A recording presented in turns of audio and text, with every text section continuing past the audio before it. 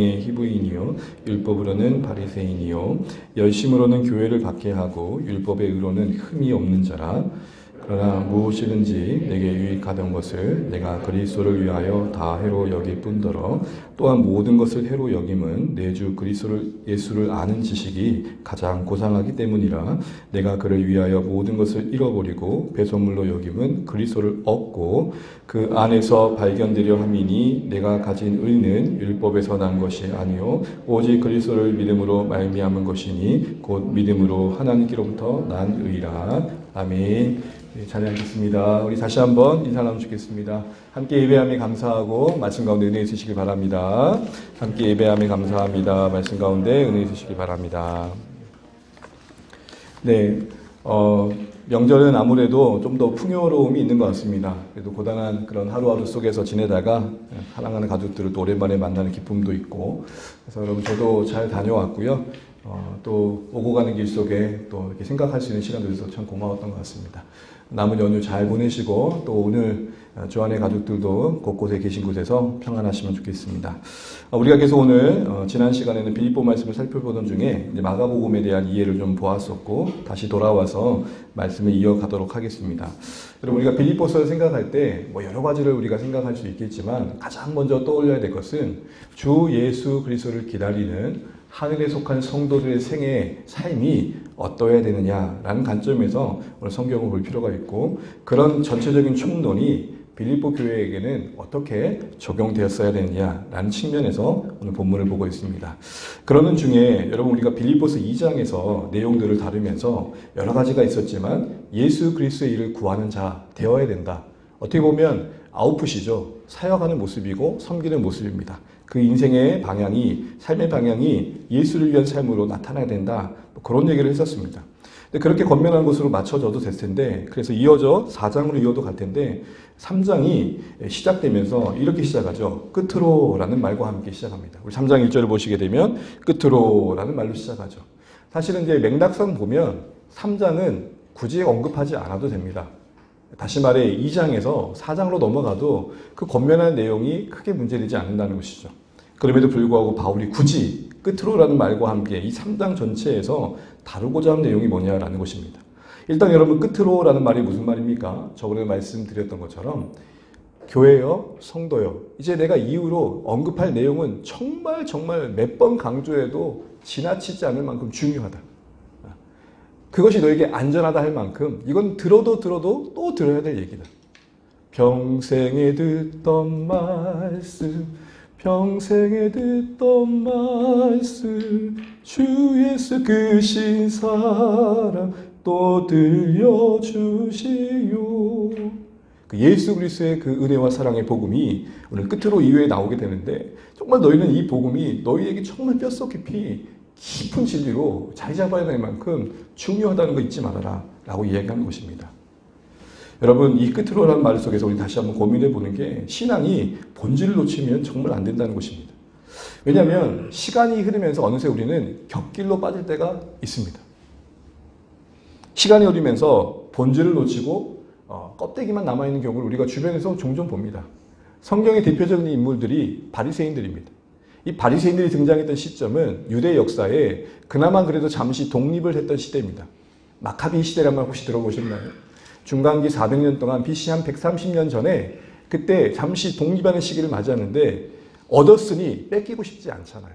그래서 각성의 마음이 일어난 거예요. 우리가 그동안 나라를 뺏겼던 게 말씀대로 살지 않아서 그렇다. 그래서 우리가 말씀을 이제 제대로 지키자. 그래서 말씀을 제대로 지키자는 열심 가운데 만들어진 무리의 시작이 바리새인이었습니다. 시작은 아름다웠고 멋있었습니다. 그런데 여러분 이 바리새인들이 그렇게 시작했던 열심은 시간이 흐르면서 어떻게 됩니까? 껍데기만 남고 외식만 남고 형식만 남죠. 그래서 성경의 복음서에서 항상 예수님과 갈등을 할 때 중심에 있는 세력들이 누굽니까? 바리새인들. 근데 중요한 건 그거 아세요? 정작 그들은 그게 자신들이 걸림돌이 되고 있는 걸 모른다는 겁니다. 이처럼 처음에는 거룩한 마음과 선한 마음으로 시작했던 그 아름다운 일들이 시간과 함께 퇴색될 수 있다는 이 모습 앞에서 우리 다시 한번 끝으로 이후에 바울이 어떤 심령으로 우리에게 복음을 다시 한번 재차 강조하는지를 보게 됩니다. 여러분 쉽게 말하면 이거예요.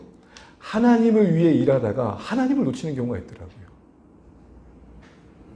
하나님을 위해 우리가 살고 하나님을 위해 살도록 우리가 부름받아 함께 공동체를 이루어가고 있는데 정작 그 안에 하나님이 안 계시다.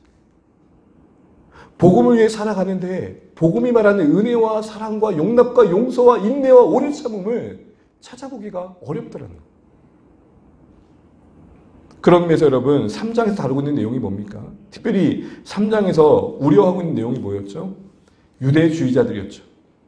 그들이 교회에게 끼칠 영향력을 바울은 우려하면서 경고하고 교회를 다시 한번 복음의 중심에 두도록 교훈하고자 했던 의도가 3장에 깔려 있습니다.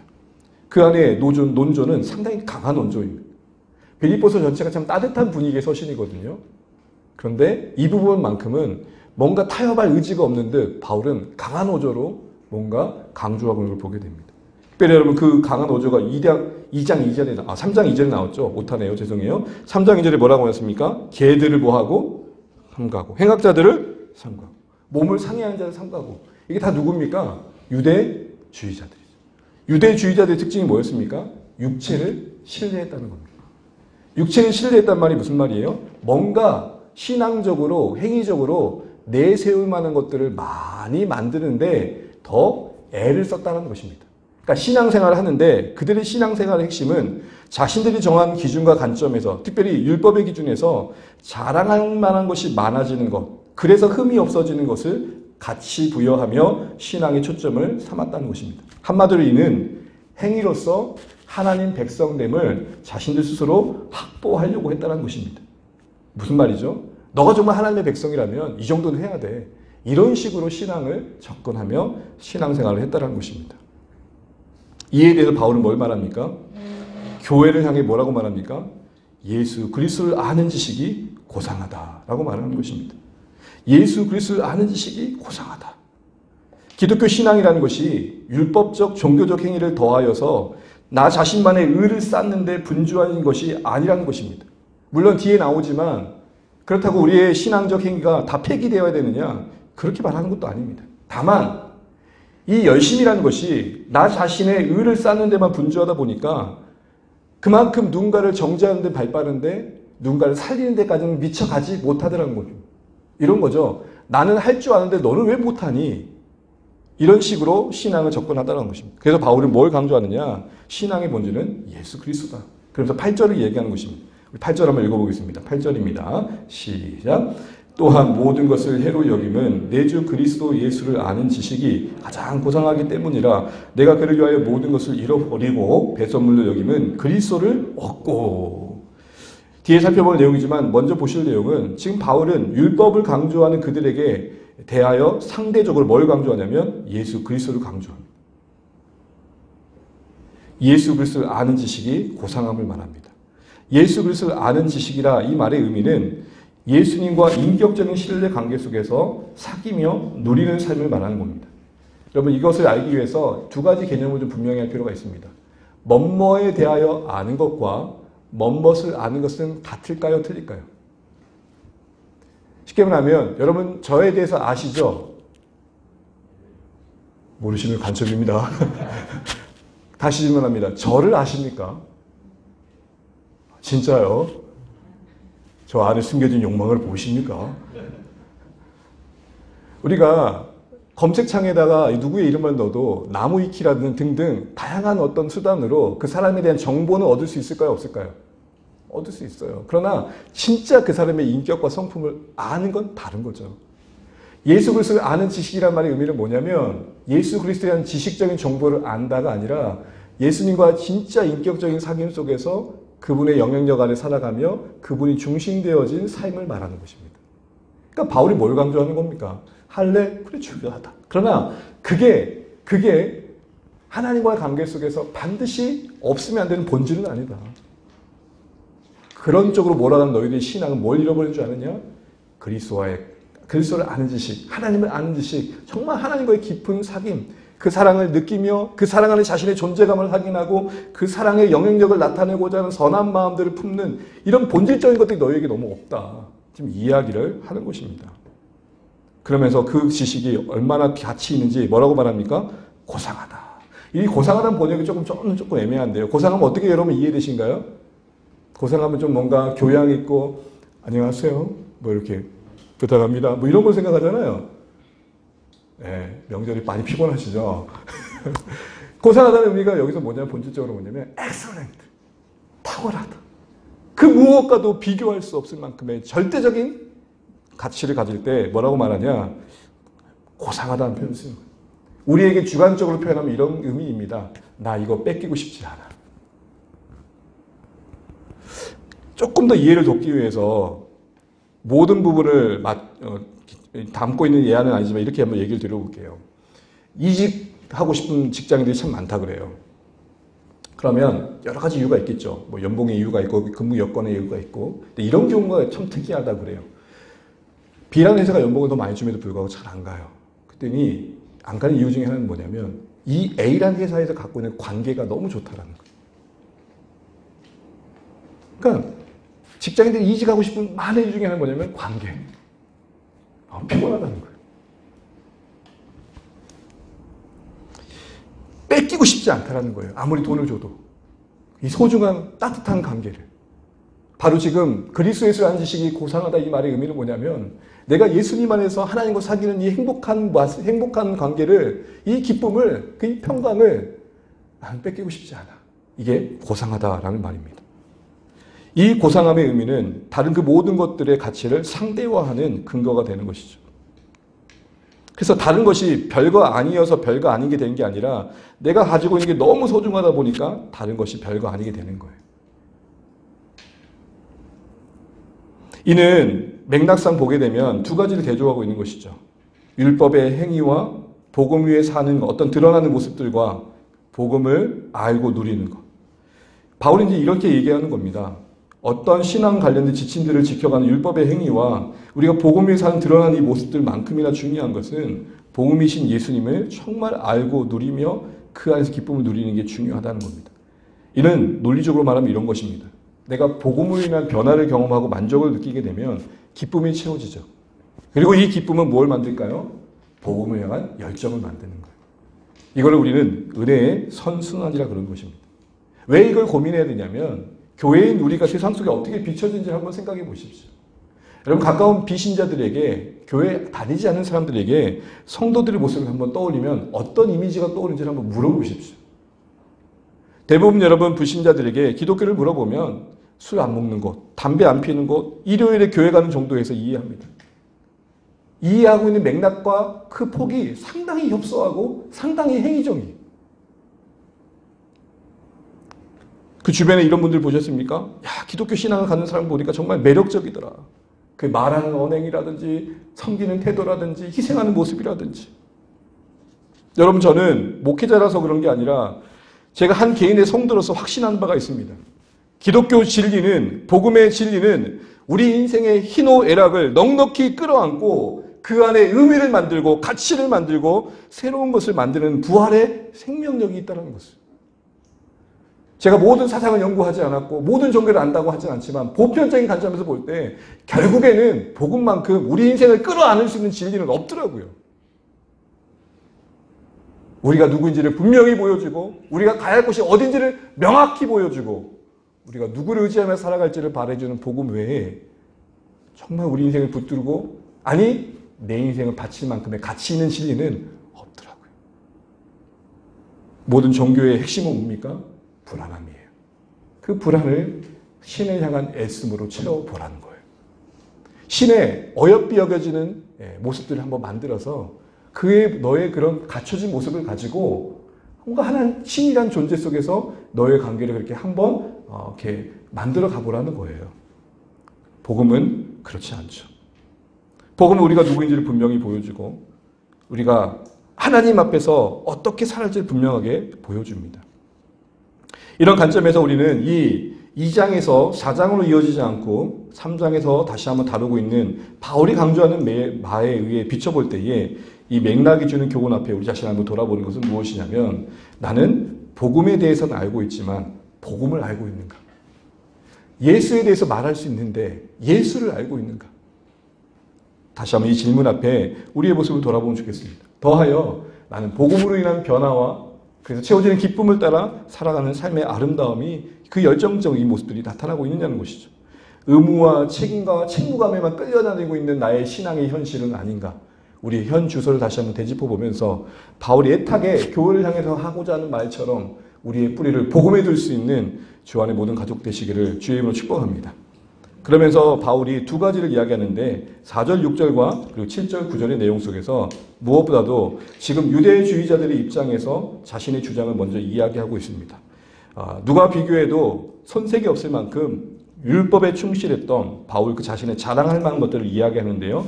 그 의도와 의중이 주는 교훈을 한번 생각해 보려고 합니다. 우리 4절부터 6절 한번 읽어보겠습니다. 시작.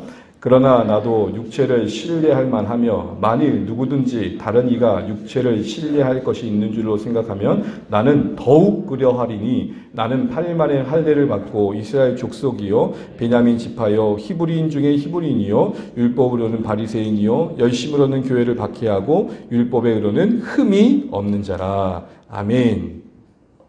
오늘 바울은 자신이 자랑할 만한 것들을 내세우는데 누구의 입장에서 자랑이 될 만한 것들일까요? 바로 유대주의자들이 볼 때에 육체를 신뢰하라고 부추기는 자들에 맞서서 바울은 자신의 그들의 입장에서 볼 때에 더 많은 자랑거리가 있고 본인 자신은 그들의 입장에서 정말 부족함이 없는 흠이 없는 자임을 소위 어필하고 있는 겁니다. 그러면서 하는 말이 뭡니까? 8일 만에 할례를 받을 때예요. 이거는 전통 유대인임을 말하는 겁니다. 그래서 이어지는 말이 뭐죠? 이스라엘 족속이다라고 말합니다.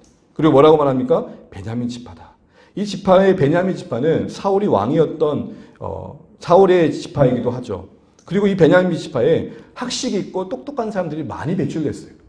또한 이 베냐민 지파의 의미는 뭐냐면 어떤 다른 민족과 혼혈되지 않는 그런 자신의 지파들을 말하는 겁니다. 그러니까 나는 족보를 분명히 알고 있다고 말하는 거예요. 여러분 우리가 뭐 대한민국 안에서도 단일 민족이라 하지만 피가 여러 개 섞였다 그러잖아요. 타 민족들과. 근데 지금 베냐민 지파라고 분명히 자신이 알고 있는 것은 지파가 계승되면서 계속되는 가운데 없어지고 흐려지는 지파들이 있었을 텐데 나는 분명히 내가 베냐민 지파를 안다는 것을 분명히 뼈대 있는 가문에 지금 나는 속해 있다고 말하는 것입니다. 히브리인 중에 히브리란 말이 뭘까요? 이건 아브람과 연관된 겁니다. 여러분 히브리 사람이라고 처음 불려졌던 사람이 누구냐면 창세기의 아브람이에요. 그러니까 나는 아브람과 맞닿아 있는 사람이다. 그 혈통에서 이어지고 있는 사람이다라는 걸 말하는 거예요. 이 모든 것들이 뭐냐면 유대주의자들이 볼 때는 뻑 가는 것들이. 더하여서 율법에 대한 자신의 태도는 어떠죠? 바리새인 중에 바리새인이라 하면서 그 열심은 교회를 핍박할 정도라고 말합니다. 대단한 열심을 강조하고 있습니다. 그러면서 결론적으로 말하는 게 뭐예요? 나는 율법에 의로는 뭐가 없는 자다? 흠이 없다. 이 말이 무슨 말일까요? 바울이 이렇게 부족함이 없다는 말인가? 그게 아니라 그 유대주의자들도 사람들부터 계급을 나눴어요. 저 사람은 A등급, 이 사람은 B등급, 이 사람은 C등급인데 흠이 없다는 것은 레벨 상, A 뿔뿔, 번잡할 수 없는 그 범위 안에 있는 사람이라는 거예요. 여러분 우리 학생들 정성 맬 때 등급 맬 때 A등급, B등급 하잖아요. 한우도 아니고 말이에요. 등급을 그렇게 매기나 모르겠어요. A등급, B등급 하잖아요. 그것처럼 당시의 유대주의자들은 하는 행태를 보고 이 사람은 A등급의 신자, B등급의 신자, C등급의 신자 이렇게 나눴는데 바울은 그들의 기준에서 봐도 A 뿔뿔이었다. 요 얘기를 하는 것입니다. 근데 여러분 질문이 이거예요. 왜 바울이 이렇게 부끄러울 만큼 우리의 좀 뭔가 낯을 뜨겁게 할 만큼 자기 자랑을 나열하는 걸까요? 왜 그는 그 자신의 자랑할 만한 것들을 나누는 걸까요? 첫 번째 이유는 유대주의자들의 주장이 잘못된 것을 반증하기 위한 것이고 궁극적인 목적은 그들이 깨닫고 돌아온 데 있습니다. 한마디로 자랑을 위한 자랑이 아니라 선한 목적을 가지고 자기 이야기를 꺼내고 있는 것입니다.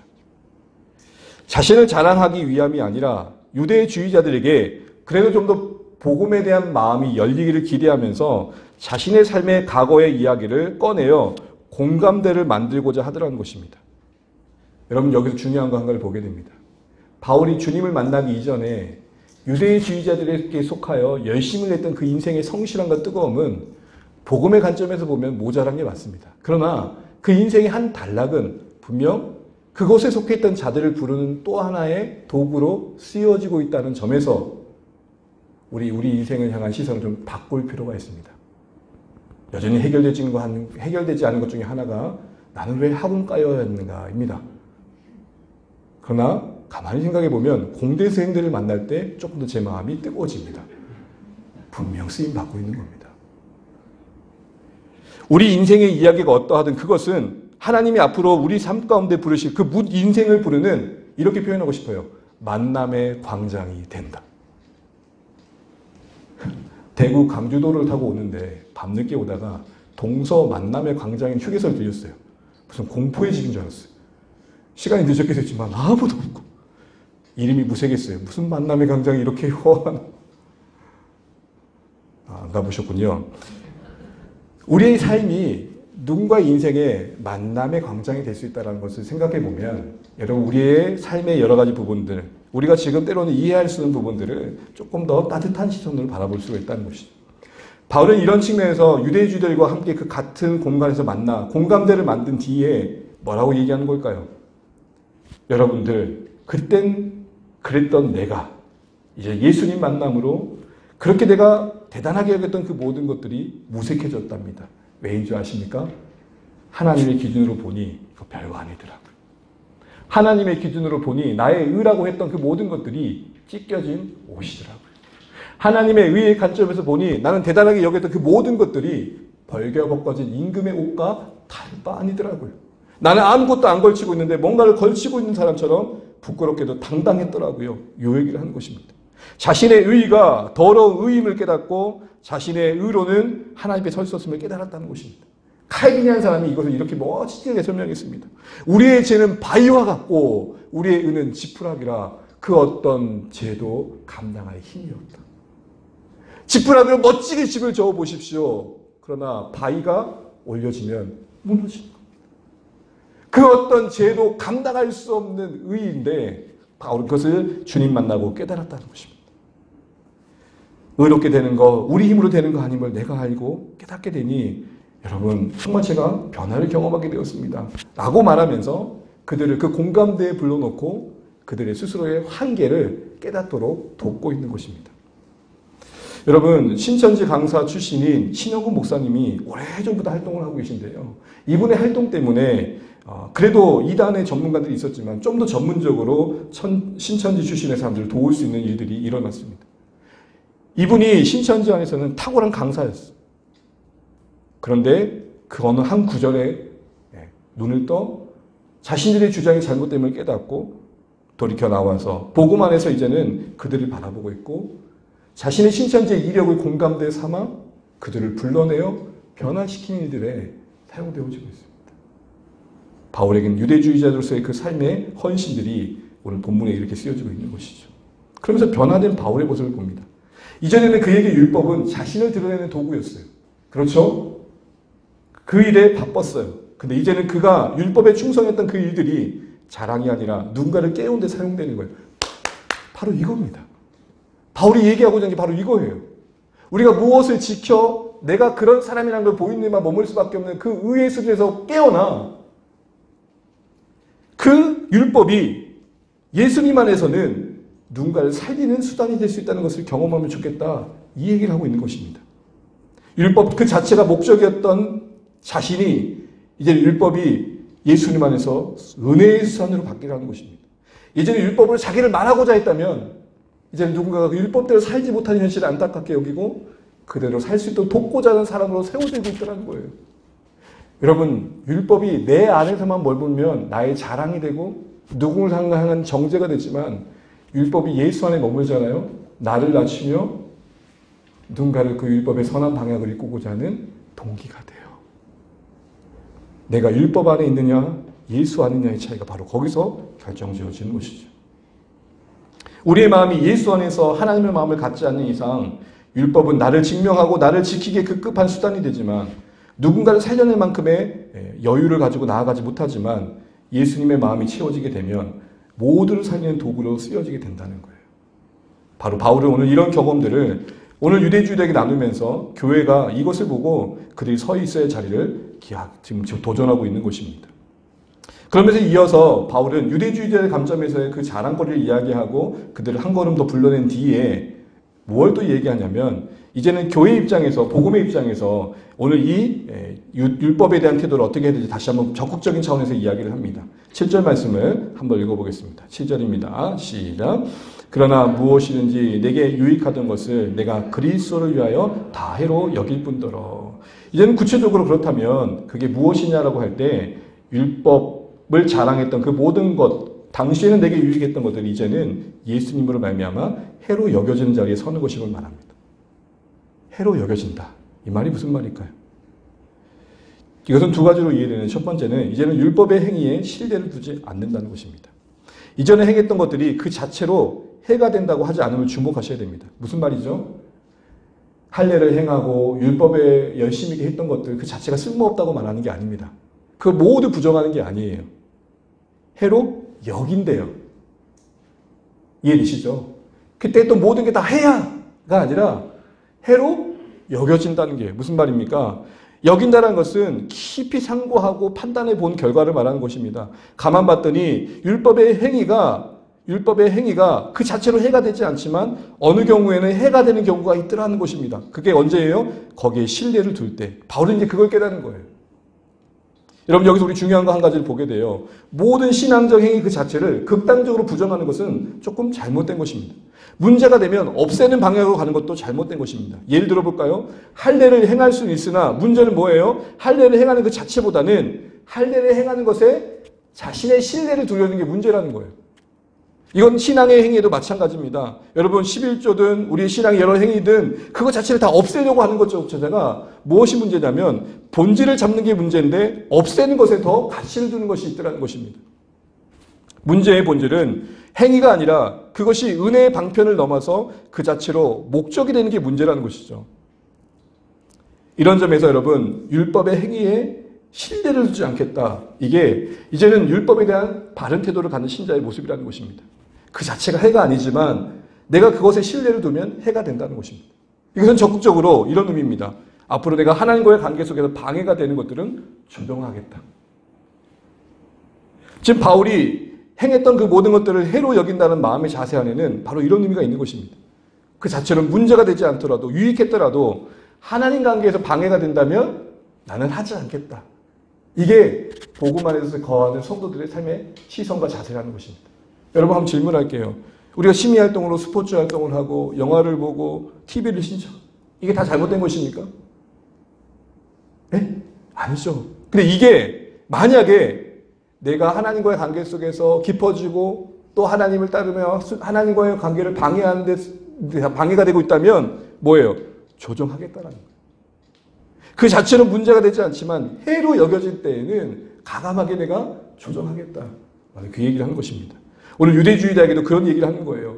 너희들이 추구하는 율법의 열심 그 자체를 문제 삼는 게 아니다. 좋다, 아름답다, 귀하다. 그러나 그게 너희 스스로 하나님 앞에 설 이유가 된다고 생각하는 것 자체는 내려놔야 된다. 그렇다면 그게 너에게 해가 될 것이다. 이 얘기하는 거예요. 여러분 교회 안에 일어나는 모든 것들이 해입니까? 선한 게 많아요. 근데 여러분 그거 분별하셔야 돼요. 선하지만 해가 될 수 있다. 언제? 거기에 나의 신뢰를 둘 때. 그것으로 나를 말하고자 할 때, 그것으로 나를 내세우고자 할 때. 그게 자랑이 될 때. 그거는 해로 여길 줄 알아야 돼. 그게 무슨 말이에요? 그게 본질적으로 방해가 되지 않도록 분명 그게 나에게는 누군가에게는 괜찮지만 나에게는 죄를 짓는 쪽으로 나간다면 안 하는 게 맞다라는 거예요. 지금. 그러면서 오늘 바울은 또 적극적으로 이제 우리는 이렇게 하기 위해서 예수 그리스도 아는 지식이 고상함을 분명히 해야 된다라고 말하는 것입니다. 8절 9절 말씀 있고 이제 말씀을 마무리해 가보겠습니다. 한번 읽어보겠습니다. 8절 9절입니다. 시작. 또한 모든 것을 해로 여김은 내 주 그리스도 예수를 아는 지식이 가장 고상하기 때문이라. 내가 그를 위하여 모든 것을 잃어버리고 배설름으로 여김은 그리스도를 얻고 그 안에서 발견되려 함이니 내가 가진 의는 율법에서 난 것이 아니요 오직 그리스도를 믿음으로 말미암은 것이니 곧 믿음으로 하나님께로부터 난 의라. 아멘. 오늘 바울은 이제 해로 여기는 것, 이제는 내가 그동안 자랑하고 추구했던 것들이 하나님과의 관계, 그 본질적인 측면에서 다시 헤아려져서 그것 자체를 신뢰두지 않고, 그게 혹시나 하나님과의 관계의 본질을 어려움을 끼친다면 가감하게 끊어낼 수 있는 것, 그게 신앙의 모습이어야 된다라고 말을 하면서 바울은 오늘 적극적으로 우리가 그리스도 예수라는 지식의 고상함 누리는 삶을 두 가지로 말합니다. 그 첫 번째는 뭐냐? 그리스도를 얻는 것 자체가 복이 되는 삶입니다. 8절 하반절 볼까요? 8절을 보게 되면 내 주 예수 그리스도를 아는 지식이 가장 고상하기 때문이라 라고 하면서 그게 뭔지를 바로 8절 하반절 그리스도를 얻고 그 안에서 발견됨으로 다시 설명합니다. 그러니까 예수 그리스도를 아는 지식이 고상한 삶을 누리고 있는 신자들의 모습은 두 가지로 나타나는데 그 첫 번째는 뭐냐? 예수 얻는 것 자체가 복이 되는 삶. 여러분 신앙생활 하면서 미묘한 차이인 것 같지만 이 말의 언행을 다시 한번 들어보십시오. 예수 믿어서 복 받아야지와 예수 믿는 것이 복이다. 여러분 어떻게 느끼십니까? 그리스도를 통해 뭔가를 얻음이 아니라 그리스도를 얻음, 예수님을 믿은 그 자체가 우리에게 모든 것이 되고 충분한 감사가 되는 게 기독교 신앙일지인데 우리는 은연 중에 예수 믿어서 복 받아야지. 다시 말해 예수 믿음 과정이 돼버렸어요. 그게 종착점이고 그게 전부이고 그게 모든 것이 되어야 되는데 예수 믿는 것은 방법이 되고 수단이 됐다고요. 더 쉽게 말할까요? 하나님을 섬기는 그 자체가 가치이고 복일지인데 하나님을 섬겨 뭘 얻어내야지. 예. 신앙이 우리에게 주시는 복이 분명히 있지만 그걸 통해 뭘 얻어내야지가 되다 보면 우리 신앙은 태락길을 갈 수밖에 없다는 것입니다. 사랑하는 주안의 가족 여러분, 주님은 우리에게 모든 걸 주셨는데 우리는 주님을 통해 모든 것 되어지시는 게 아니라 그걸 통해 또 다른 걸 뭔가를 좀 기대하고 있다면 예수님이 모든 것 아니잖아요? 아니잖아요? 예수님 때문에 좀 더 부자가 되고 예수님 때문에 좀 더 건강해지고 예수님 때문에 내 자녀가 다 잘 되고 아니 그런 복 약속되어 있어요. 그러나 예수로 충분하신 가운데 받으실 복들이죠. 미묘한 것 같지만 이 틈 사이로 욕망이 들어가고 인간의 생각이 들어가고 축복이 기복이 되는 겁니다. 예수를 믿어야서 복 받아야지와 예수 믿는 것 자체가 복이다는 달라도 너무 다른 겁니다. 우리가 그리스도 예수라는 지식이 고상하다는 것은 막연한 개념이 아니라 내 인생 속에 예수 만난 것으로 이제 족하다. 다 끝났다. 이제 나 받을 복 다 받았다. 이게 되는 겁니다. 근데 실제는 우리 안에 예수 믿는 거 왜 뭔가 부족한 것처럼 행하니까 거기에 유대주의자의 논리가 들어가는 거예요. 예수가 전부인 사람들에게 흔들 마음이 무엇이며 예수가 전부인 인생들에게 끼어들 욕망이 어디 있습니까? 우리 모두가 다 잘 되면 좋겠지만 설명할 수 없는 섭리 속에 우리 인생이 때로는 아픔이 있고 평생을 끌어안고 가야 될 인생의 이야기가 있는데 그거 해결 못 받으면 복 받지 못한 사람들입니까? 아니요. 예수 얻은 모든 분들은 이미 받을 복을 다 받으신 분들입니다. 왜요? 예수가 복이니까. 두 번째로는 그리스도라는 지식이 고상하다는 것은 막연한 관념의 이야기가 아니라 살면 살수록 예수 믿음이 너무 다행이고 감사로 와닿는 것입니다. 우리 9절 말씀 읽고 말씀 읽겠습니다. 시작. 그 안에서 발견되려 함이니 내가 가진 의는 율법에서 난 것이 아니요 오직 그리스도를 믿음으로 말미암은 것이니 곧 믿음으로 하나님께로부터 난 의라. 바울은 분명히 그리스도를 얻고 그리스도 얻은 그 자체를 강조하면서 이어서 그 주님 안에서 발견되는 것 자체를 다시 한번 기뻐한 마음 담아 고백합니다. 왜 기뻤을까요? 일단 그 안에서 발견된다는 말이 뭘까요? 예수 안에서 하나님 자녀로 인정받음을 말합니다. 발견된다는 말은 이제 내가 하나님 자녀로 어여시 설 수 있는 자격을 얻게 되었음을 말하고 그것이 의입니다. 여러분 성경이 말하는 의라는 것은 옳다라는 말이잖아요. 옳다란 말할 때 그 의미는 하나님 앞에 설 수 있는 옳음을 말하는 것입니다. 내가 하나님 앞에 서도 된다는 자격을 얻었음을 말하는 것입니다. 그래서 그 안에 발견됐단 말이 예수 안에서 하나님 자녀로 인정받은 의를 가진 자임을 말하는 것입니다. 그런데 그 자신이 가진 의를 그냥 얘기만 하는 게 아니라 뭐라고 얘기하고 있냐면 그게 어디서부터 났지 않았다고 말합니까? 어디서부터 난 것이 아니라고 말하죠? 율법에서 난 것이 아니라. 이 말이 무슨 말일까요? 내가 이 자리에 선 게 내 힘으로 된 게 아님을 내가 안다라는 것입니다. 내가 예수님 안에서 발견되어지는 것, 하나님 자녀로서 내가 하나님 앞에 인정받은 것, 예수님 안에 있는 존재로서 내가 하나님의 시선 속에 헤아려지는 것, 이 은혜의 현장이 내 힘으로 결과지어지지 않음을 내가 안다. 와 더불어 그럼 어떻게 됐냐 할 때 이야기하는 게 뭐죠? 9절 하반절을 보게 되면 오직 그리스도를 믿음으로 말미암은 것이다. 여러분 이때 그리스도를 믿음으로 말미암았다는 표현을 여러분 헬라어로 보면 디아 피스테오스 크리스토 예수인데 이 말은 이렇게도 번역이 가능합니다. 그리스도를 신실함으로, 그리스도의 신실함으로. 무슨 말이냐면 그리스도를 믿음으로 할 때는 이때 그리스도가 목적격이 되는 거고 그리스도가 주어가 되게 되면 예수님의 신실하심으로 예수님의 미쁘심으로 이 말을 바꿔 말하면 예수님의 부르심과 강권하심과 주장하심으로 저는 이게 더 번역이 맥락이 맞다고 봅니다. 다시 오직 그리스도를 믿음으로 하는 말은 그런 이렇게도 번역이 되는 겁니다. 오직 그리스도의 미쁘심으로 말미암아. 그리고 나서 이어지는 말이 뭐죠? 곧 믿음으로 하나님께로 난 의니. 이때의 믿음은 받는 자의 자세를 말합니다. 수용하는 걸 말합니다. 그래서 나는 하나님께 주시는 그 의의 선물을 받게 되었다 라고 말하는 것이죠. 그런 의미에서 이 믿음은 자랑할 게 없다. 내세울 게 없음을 말하는 것입니다. 자, 결국 뭘 말하는 것입니까? 내가 지금 하나님의 자녀로 발견되어진 자리에 있다는 것을 가만히 생각해 볼 때에 그게 내가 뭔가 율법을 열심히 지킨 결과가 아닌 것을 내가 늘 깨달아 간다는 거예요. 그러면서 그럼 어떻게 된 거야? 라고 생각했더니 하나님의 의를 그리스도 안에 담아 나 안에 선물로 주시는 그 신실하심의 결과였다는 거예요. 나는 다만 손을 내밀 뿐이었고 이 내민 손 위에 하나님의 그 의의 선물을 담으셔서 나에게 주셨음을 내가 날마다 깨달아 간다는 거예요. 그러니까 살면 살수록 예수 믿음이 너무 고맙다는 것을 깨닫게 된다는 거예요. 왜요? 만약에 율법으로 말미암은 의였다면 이걸 지키기 위해 내가 얼마나 아둥바둥해야 되냐는 거예요. 우리 현실을 보세요. 여전히 은혜로 주님 안에 있음에도 불구하고 우리는 무엇에 넘어집니까? 내가 주님 안에 있는 자격을 내 스스로가 갖추려고 노력하지 않습니까? 여러분 스스로 이 자리에 있는 게 아니라니까요. 하나님의 자녀로 인정받는 예수님 안에서 발견되어진 자 되어진 그 결과물은 주님의 미쁘심의 결과라고요. 그분의 부르심의 결과, 그분의 주장하심의 결과고 그것을 여러분 다만 믿음으로 내밀어 받은 의의 선물을 소유한 결과물이라고요.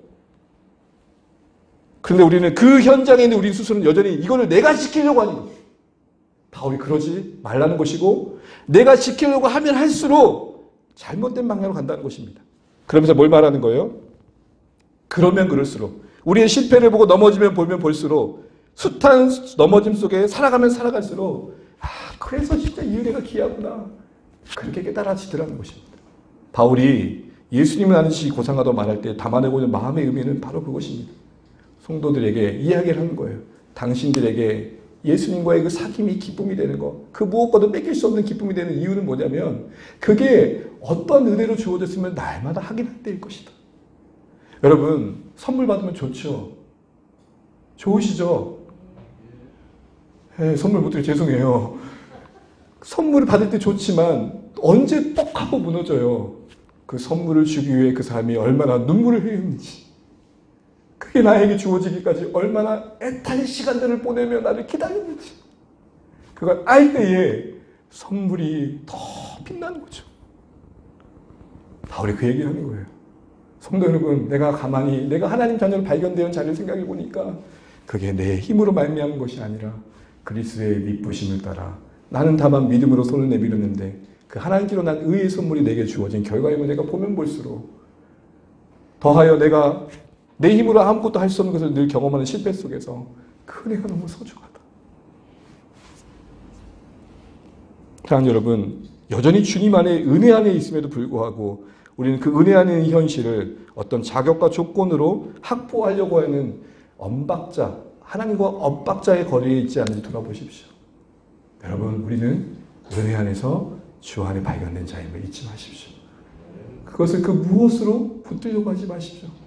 내가 못나 넘어질 수 있습니다. 우리는 살아가면 살아갈수록 세상 편이 우리 모습을 더 많이 볼 것입니다.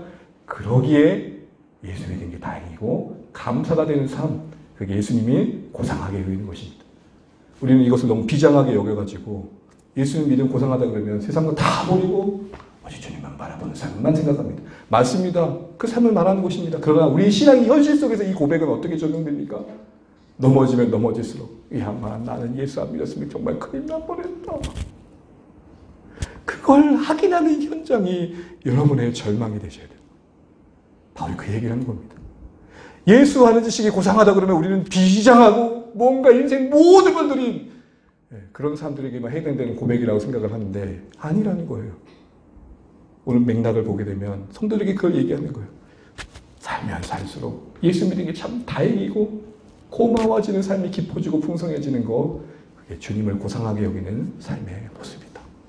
언제 그게 확인될까요? 그게 율법으로 말미암을 수 없다는 걸 철저하게 내 몸에서 확인하게 될 때 아마 시급하는 거죠. 야, 만약에 내가 내 힘으로 어느 정도 해야 구원받을 수 있었다면 나는 정말 평생이 불안할 수밖에 없었을 텐데 내가 주님 안에 발견됨이 내 의로 말미암음이 아닌 하나님이 그리스도 안에 나를 붙드심의 결과라고 하니 너무 고맙다. 너무 고맙다. 우리 그런 이야기를 많이 했잖아요. 주님이 우리를 붙드심의 결과. 내가 그분을 붙들 마음의 문제가 아니라 하나님이 나를 붙드신 만큼의 여정이다. 아, 고맙다. 이왕이면 이렇게 가자. 이 얘기를 하고 있는 것이고. 말씀을 맺겠습니다. 사랑하는 성도 여러분, 오늘 바울의 신앙의 고백 속에서 빌립보 3장에서 다루고 있는 유대주의자에 대한 경계와 경고가 계속되는 가운데 강조하는 바는 복음의 본질을 붙들자라는 것입니다. 그래서 바울은 유대주의자들의 한계를 드러내면서 자신이 경험했던 이야기와 자랑을 꺼내면서 공감대를 가지고 그들을 변화시키는 여정을 걷고 있습니다. 그러면서 무엇보다도 복음의 본질에 집중한 삶이 무엇인지를 다시 이야기하면서 무엇보다도 유익했던 것 자체라도 그게 하나님과 관계를 방해한다면 해로 여기는 것이고 더하여 예수님을 아는 지식을 고상하게 여기는 것인데 그것은 곧 그리스도를 얻는 것 그 자체가 복이 되는 것이고 예수 믿음이 살아갈수록 감사가 되는 것이다. 이야기하고 있습니다. 이런 바울의 나눔과 우리 양의 권면 속에서 우리가 다시 한번 회복해야 될 게 무엇인지 되짚어 보시는 오늘의 말씀이시기를 주의 이름으로 축복합니다.